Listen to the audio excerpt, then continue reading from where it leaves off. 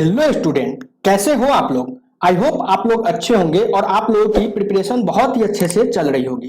तो मैं एक बार फिर से आप लोगों के लिए एक न्यू वीडियो के साथ आ गया हूं और आज के इस वीडियो में हम लोग सीखेंगे some special case of a quadratic function. मतलब कि सर अगर हमें कोई क्वाड्रेटिक फंक्शन दिया गया हो और उस क्वाड्रेटिक फंक्शंस के coefficient A and discriminant D के बेसिस पे हम उस क्वाड्रेटिक फंक्शंस के रेंज को कैसे कैलकुलेट करेंगे।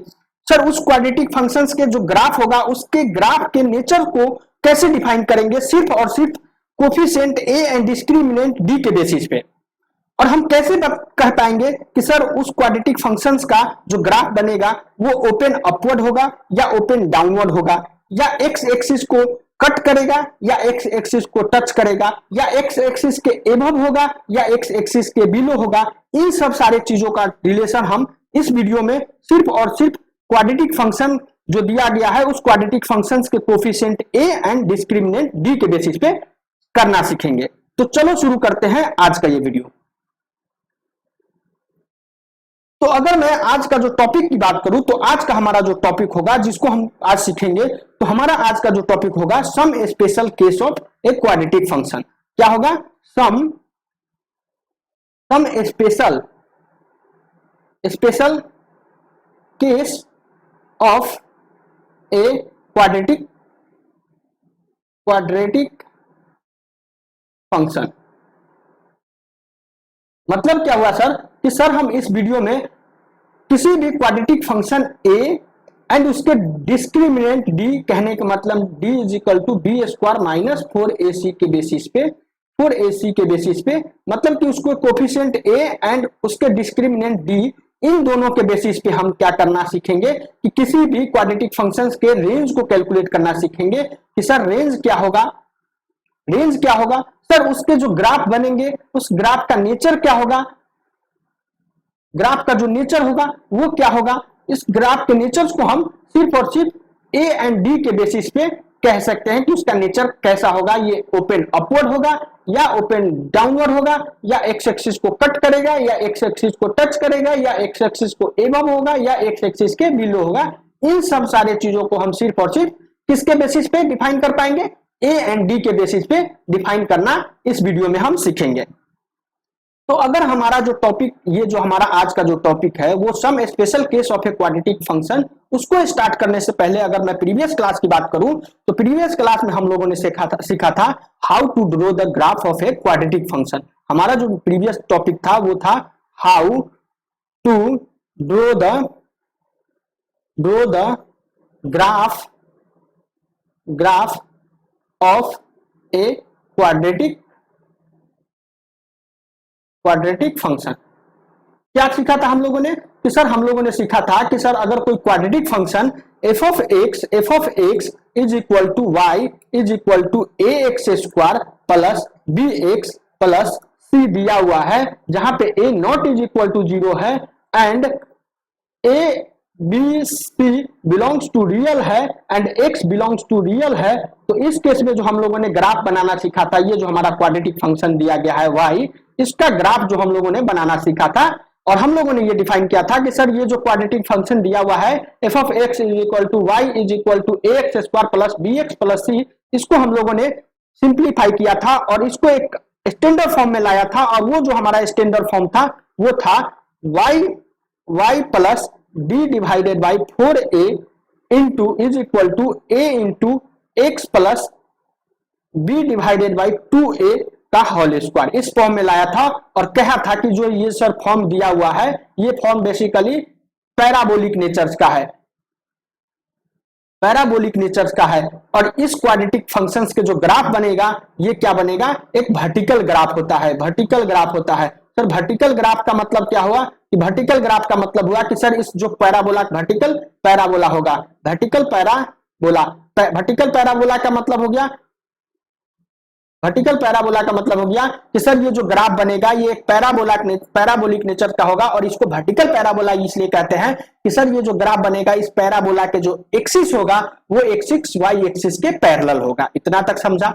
और उसके बाद हम लोगों ने ये सीखा था कि सर इसका जो वर्टिक्स होगा, जो वर्टिक्स ए होगा, उस वर्टिक्स का कोऑर्डिनेट जो होगा -b अपॉन 2a, ये कोऑर्डिनेट, ये x कोऑर्डिनेट है और माइनस d अपॉन 4a ये y कोऑर्डिनेट है। इतना हम लोगों ने प्रीवियस क्लास में देखा था। और हम लोगों ने प्रीवियस क्लास में ये सीखा था कि सर अगर कोई क्वाड्रेटिक फंक्शन दिया हुआ है उसका ग्राफ किस टाइप से बनता है, उसका ग्राफ इस तरह से बनता है, या उसका ग्राफ सर इस तरह से बन सकता है, या उसका ग्राफ सर इस तरह से बन सकता है, या सर उसका ग्राफ की बात करें तो उसका ग्राफ सर इस तरह से बन सकता है। और सर ये केस भी पॉसिबल हो सकता है कि सर उसका ग्राफ इस तरह से बन सकता है, या सर उसका ग्राफ इस तरह से भी बन सकता है। ये एक्स एक्सिस को टच कर रहा है, ये एक्स एक्सिस को टच कर रहा है।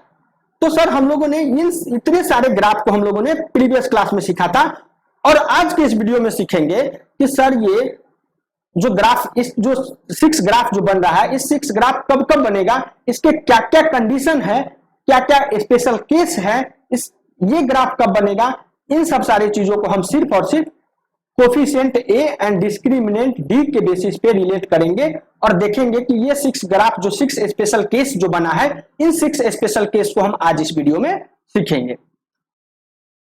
तो हम आज के हमारा जो टॉपिक है उसको अगर हम लिखें तो वो हमारा टॉपिक क्या है, some special case of a some special case of a quadratic function.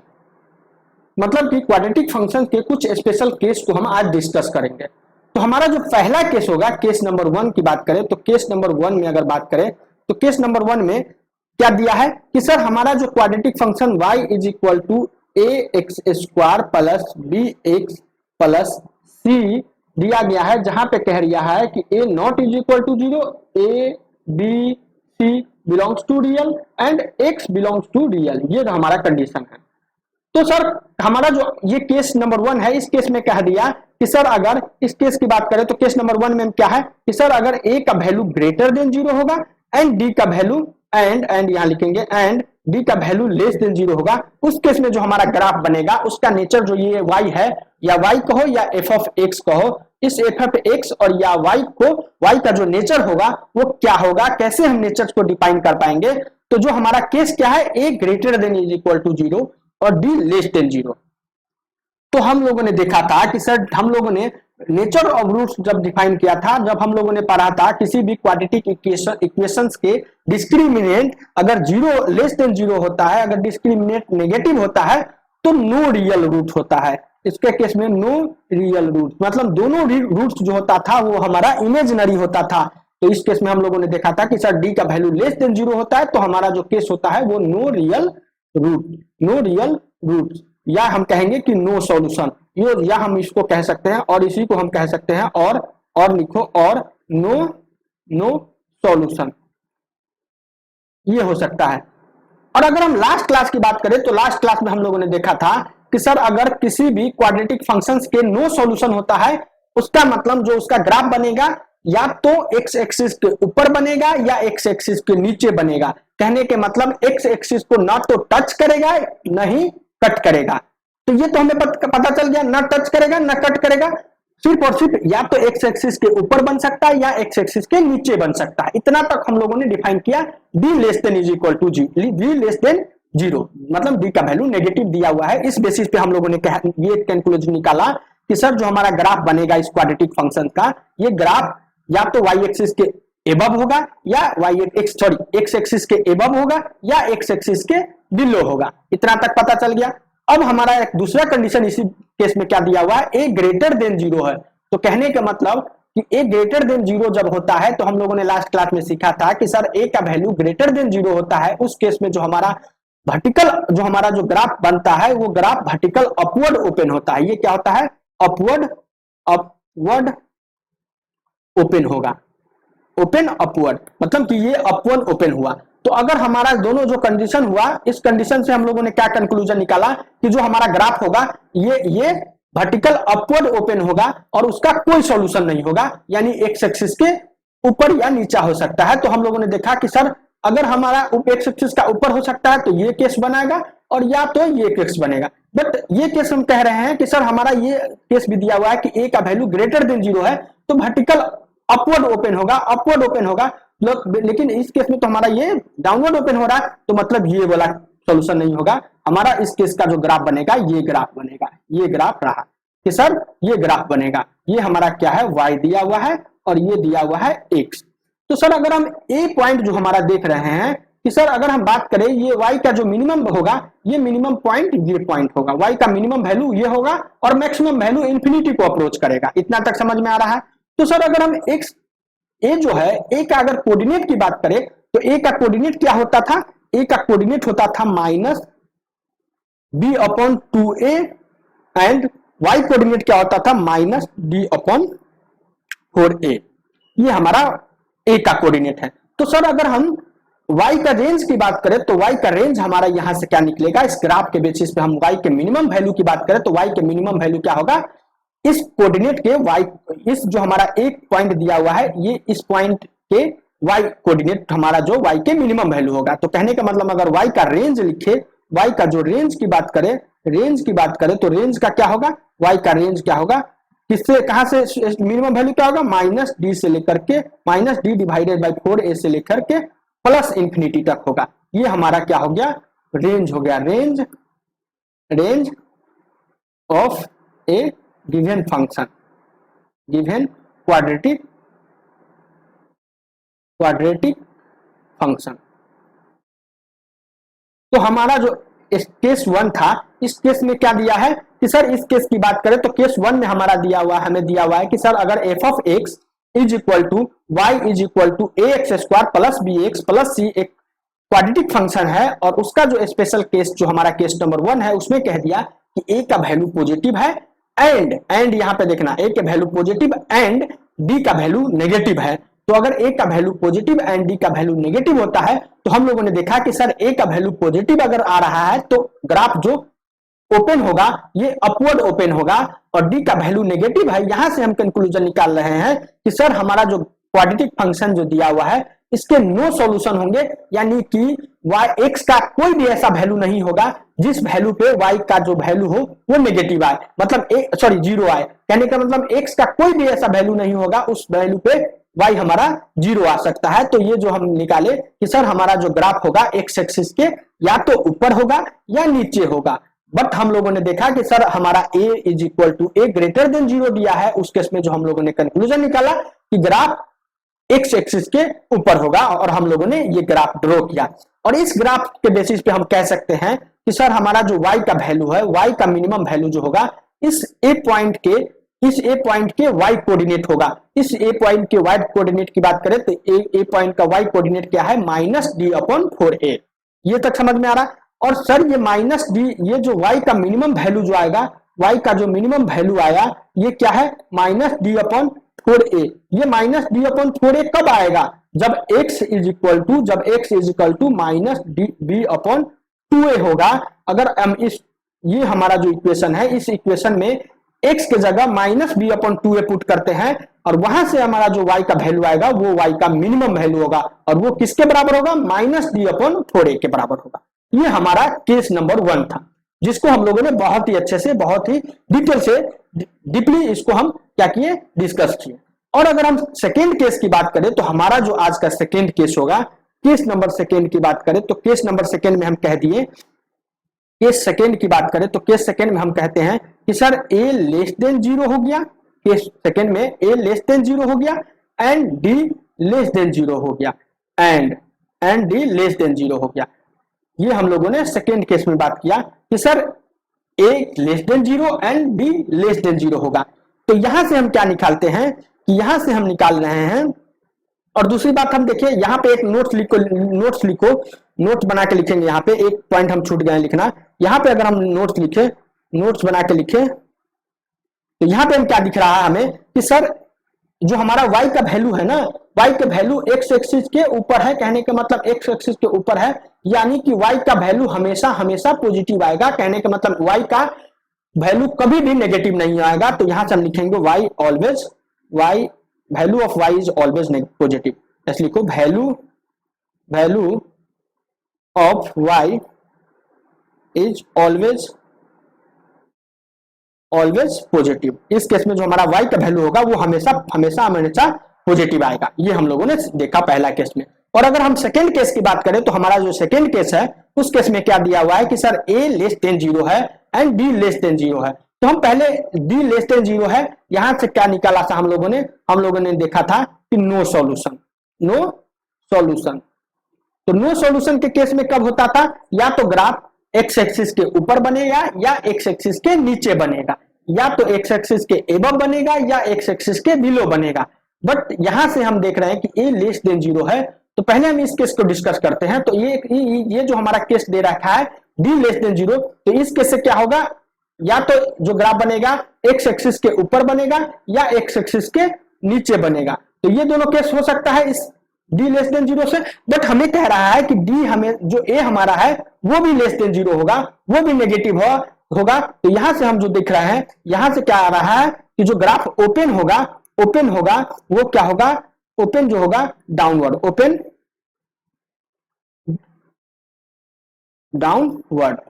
Downward होगा। जो हमारा ग्राफ बनेगा ये ओपन डाउनवर्ड होगा। तो बट ये जो केस दिख रहा है ये ओपन अपवर्ड है, तो ये केस नहीं होगा। तो अगर हम इस दोनों कंबाइन केस की बात करें, कंबाइन जो कंडीशन की बात करें, तो इस कंबाइन कंडीशन से हमारा जो ग्राफ बन रहा है वो ये ग्राफ बन रहा है। और इस ग्राफ में हम दिख रहा है कि सर इस ग्राफ में दिख रहा है, अगर हम इस पॉइंट की बात करें तो ये पॉइंट क्या है, y का मैक्सिमम वैल्यू है। ये जो पॉइंट है ये क्या है, y का मैक्सिमम वैल्यू है। और y का मिनिमम वैल्यू की बात करें तो y का मिनिमम वैल्यू माइनस नेगेटिव को अप्रोच कर रहा है। तो यहां से हम लोगों ने देखा कि ये जो हमारा f ऑफ x होगा, जो f ऑफ x जो होगा, f of x less than 0 आ रहा है। रिजल्ट की बात करें, ये हमारा रिजल्ट हुआ, इस कंडीशंस का रिजल्ट है। क्या पहला रिजल्ट क्या है कि f of x always less than 0, f of x always negative, f of x always negative. इतना तक समझ में आ रहा है। और a पॉइंट की बात करें तो a पॉइंट का जो होगा, a पॉइंट का अगर कोऑर्डिनेट की बात करें तो a पॉइंट का जो हमारा कोऑर्डिनेट होता है वो होता है माइनस बी अपॉन 2a। ये x कोऑर्डिनेट हो गया, और y coordinate minus d upon 4a। और यहां से हमें बात दिख रहा है कि सर y का जो मैक्सिमम वैल्यू होगा, y का मैक्सिमम वैल्यू होगा माइनस d अपॉन 4a। और y का मिनिमम वैल्यू जो होगा, y का मिनिमम वैल्यू जो होगा, y का जो मिनिमम वैल्यू होगा वो लेस देन क्या होगा, वो क्या होगा, माइनस इंफिनिटी को अप्रोच कर रहा है। तो यहां से हम देख रहे हैं कि y का जो रेंज होगा, y बिलोंग्स टू क्या होगा, y बिलोंग्स टू क्या होगा, y बिलोंग्स टू ऐसे लिखो, y belongs to minus infinity to minus d divided by 4a। ये आया। तो ये हमारा क्या है, y का रेंज है। ये क्या है, रेंज है। हमारा जो फंक्शन दिया हुआ है y, उसका रेंज है। तो हम लोगों ने, हमारा जो सेकेंड केस था, उस सेकेंड केस में हमें क्या दिया हुआ है कि सर a का वैल्यू लेस देन 0 है एंड d लेस देन 0 है। तो a less than 0 and d less than 0 है। उस केस में हम लोगों ने ग्राफ इस टाइप से ग्राफ बनाया। ये जो अगर हम ग्राफ की बात करें तो ये हमारा ग्राफ इस टाइप से ग्राफ बन रहा है। और अगर हम इस a पॉइंट की बात करें तो एक पॉइंट हमारा आया minus B upon 2a and y coordinate minus d upon 4a। और y का मैक्सिमम वैल्यू बात करें तो y का maximum value minus d upon 4a। और रेंज की बात करें y का तो माइनस इंफिनिटी से माइनस d अपॉन 4a। ये हमारा सेकेंड केस हो गया।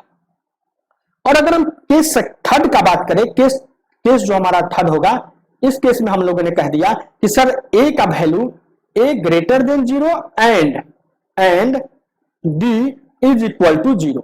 a greater than 0 and d is equal to 0। तो d इज इक्वल टू 0 से क्या कंक्लूजन निकलता है कि सर हम लोगों ने नेचर ऑफ रूट्स जब पढ़ा था उस समय देखा था कि d का वैल्यू अगर 0 होता है उस केस में क्या होता है, रूट्स जो होगा, रूट्स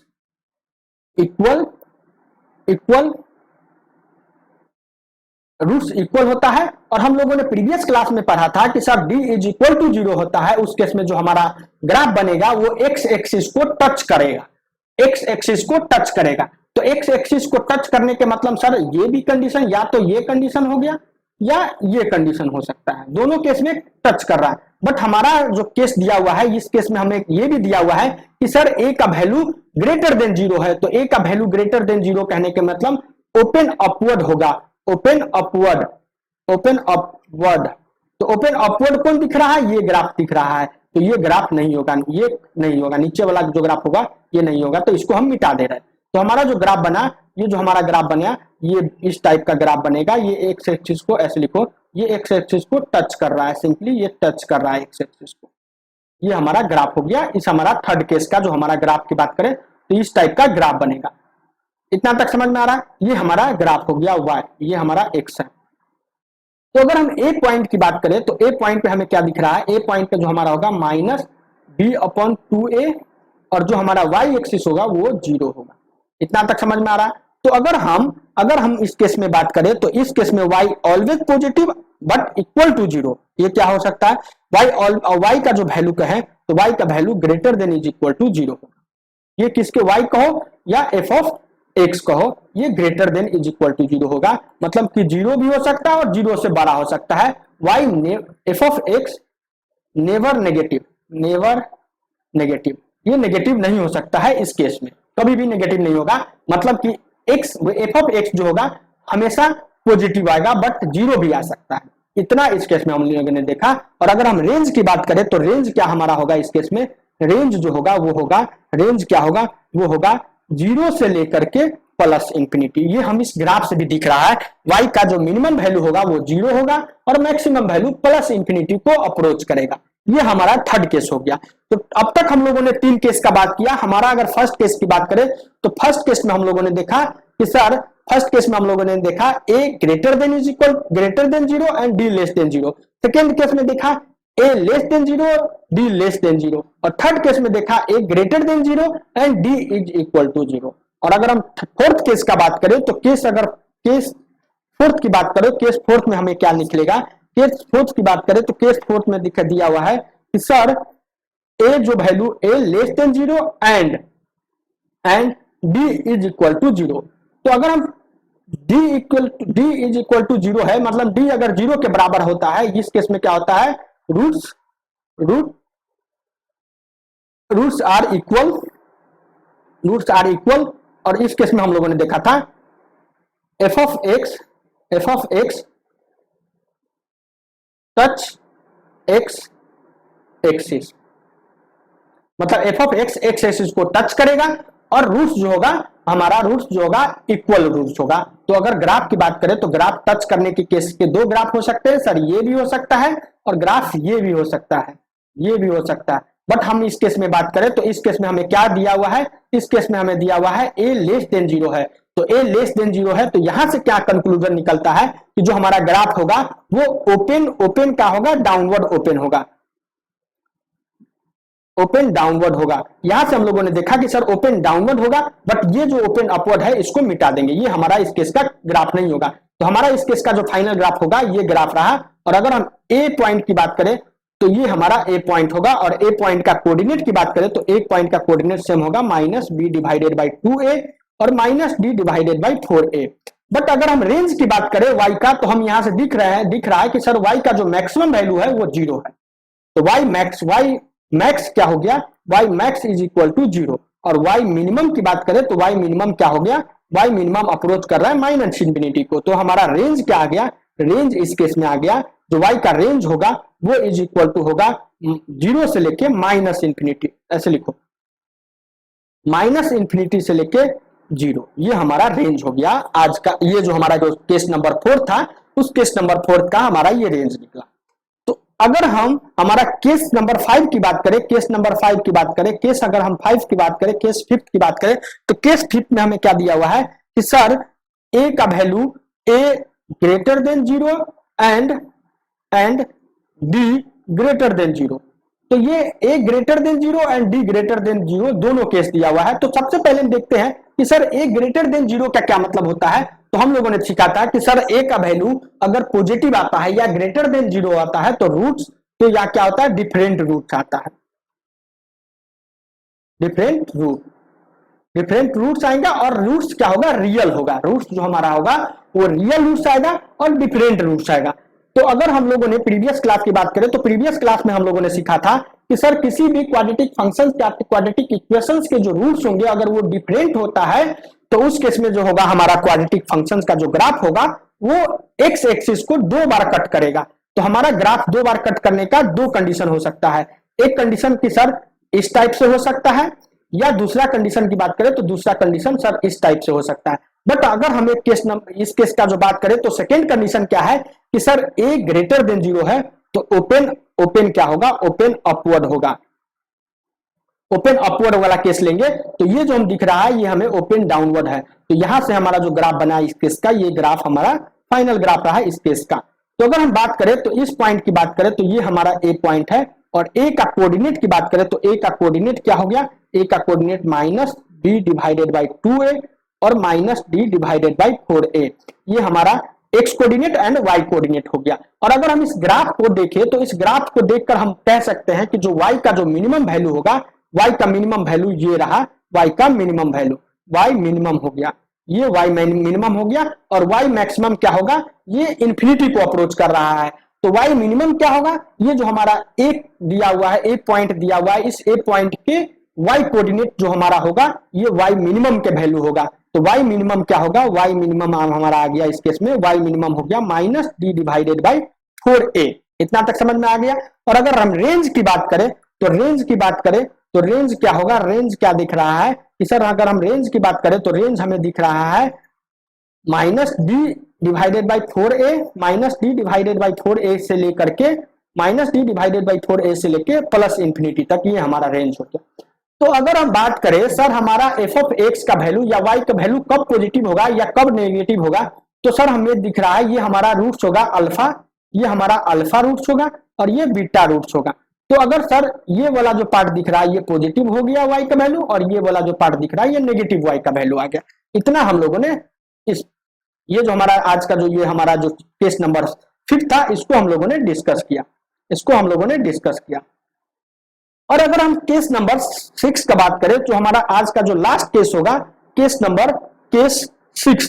केस 6 की बात करें तो इस केस 6 में क्या दिया हुआ है कि सर a लेस देन 0 हुआ है, a less than 0 and d greater than 0। तो d ग्रेटर देन 0 का क्या मतलब हो गया कि रूट्स आर डिफरेंट, सेम वही case roots are different, roots are different. तो रूट्स आर डिफरेंट कहने का मतलब जो हमारा X Y F of X है ये एक्स एक्सिस को 2 बार कट करेगा, एक्स एक्सिस को 2 बार कट करेगा, एक्स एक्सिस को 2 बार कट करेगा, cut X axis at 2 different point,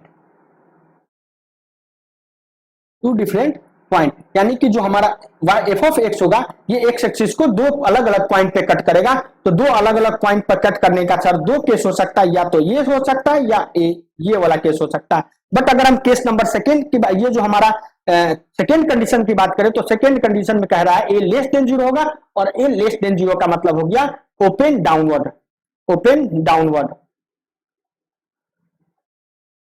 open downward है। तो हमारा ओपन डाउनवर्ड की बात करें तो ये वाला केस हो गया, ये ओपन अपवर्ड है तो इसको मिटा देंगे, ये हमारा ओपन डाउनवर्ड वाला केस हो गया। तो हमारा इसका जो फाइनल ग्राफ हो गया इस टाइप से फाइनल ग्राफ हो गया, इस केस का जो हमारा फाइनल ग्राफ हो गया ये हमारा फाइनल ग्राफ है। और अगर हम इस पॉइंट की बात करें तो ये हमारा ए पॉइंट है। तो ए पॉइंट की बात करें तो ए कोऑर्डिनेट क्या होगा, सेम वही होगा minus B divided by 4 divided by 2a, और Y coordinate minus D divided by 4a, ये हो गया। और अगर सर हम इस ग्राफ को देखें तो y इस ग्राफ से हमें क्या दिख रहा है, y का जो मैक्सिमम वैल्यू है y मैक्स दिख रहा है ये a पॉइंट के y कोऑर्डिनेट के बराबर होगा।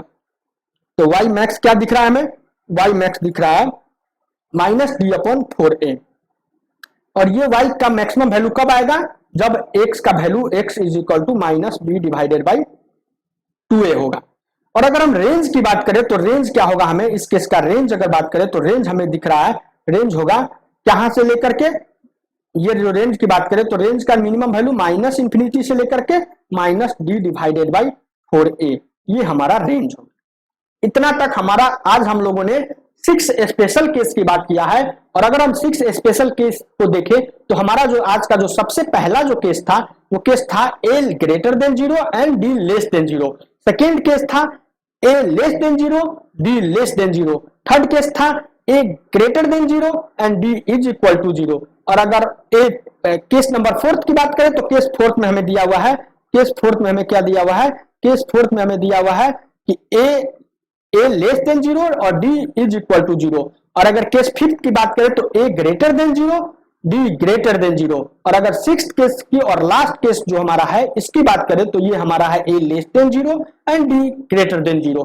इन 6 केस को हम लोगों ने बहुत ही डिटेल से समझा और हम लोगों ने आज ये वीडियो में सीखा कि सर अगर हमें कोई क्वाड्रेटिक फंक्शन दिया हुआ है, कोई quadratic function f of x या एफ ऑफ, ऐसे लिखो एफ ऑफ एक्स या is equal to y is equal to a x square plus b x plus c दिया हुआ है, जहां पे ए कह रहा है not equal to 0, a b c belongs to real और एक्स बिलोंग्स टू रियल दिया हुआ है। तो इस केस में सर हम सिर्फ और सिर्फ ए एंड बी के बेसिस पे ये जो हमारा ग्राफ दिया हुआ है इसके रेंज, ये जो हमारा फंक्शन दिया है इसके रेंज को हम कैलकुलेट कर सकते हैं। हम ये बता सकते हैं कि सर ये y का वैल्यू कब पॉजिटिव होगा, कब नेगेटिव होगा, कब सर एक्स एक्सिस को टच करेगा, कब एक्स एक्सिस को कट करेगा, y के x के किन वैल्यू पे y का वैल्यू 0 होगा। इन सब सारी चीजों को मैं सिर्फ और सिर्फ a एंड d के बेसिस पे डिफाइन कर सकते हैं आज के वीडियो के बाद। तो आज के लिए इतना ही, हम इससे आगे नेक्स्ट वीडियो में कंटिन्यू करेंगे। Thank you so much.